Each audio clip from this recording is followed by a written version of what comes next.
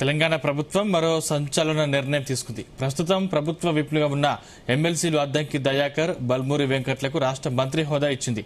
ఈ మేరకు అధికారులు ప్రోటోకాల్ పాటించాలని కూడా ఆదేశాలు జారీ అయ్యాయి. ఏప్రిల్లోనే అప్పటి సీఎస్ రామకృష్ణారావు పేరుతో జీవో రూపొందింది.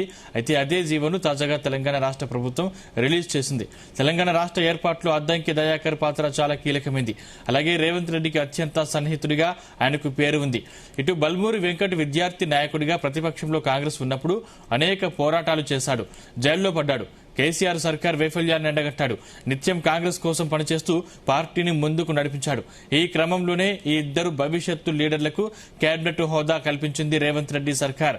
దీంతో పార్టీ కోసం కష్టపడ్డ వాళ్లకు పదవులు దక్కుతాయని కాంగ్రెస్ మరోసారి నిరూపించినట్లు కార్యకర్తలు స్పష్టం చేస్తున్నారు. కాగా ఎమ్మెల్సీ పూర్తి పదవీకాలం పాటు మంత్రి హోదా అమల్లో ఉంటుందని ఉత్తర్వులు జారీ అయ్యాయి.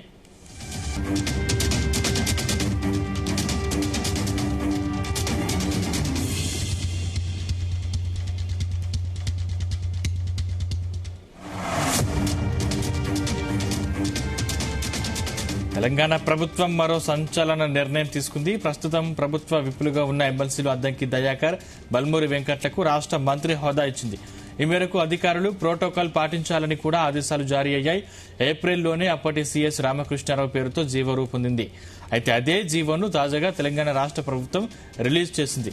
తెలంగాణ రాష్ట్ర ఏర్పాటులో అద్దంకి దయాకర్ పాత్ర చాలా కీలకమైంది. అలాగే రేవంత్ రెడ్డికి అత్యంత సన్నిహితుడిగా ఆయనకు పేరు ఉంది. ఇటు బల్మూరి వెంకట్ విద్యార్థి నాయకుడిగా ప్రతిపక్షంలో కాంగ్రెస్ ఉన్నప్పుడు అనేక పోరాటాలు చేశారు.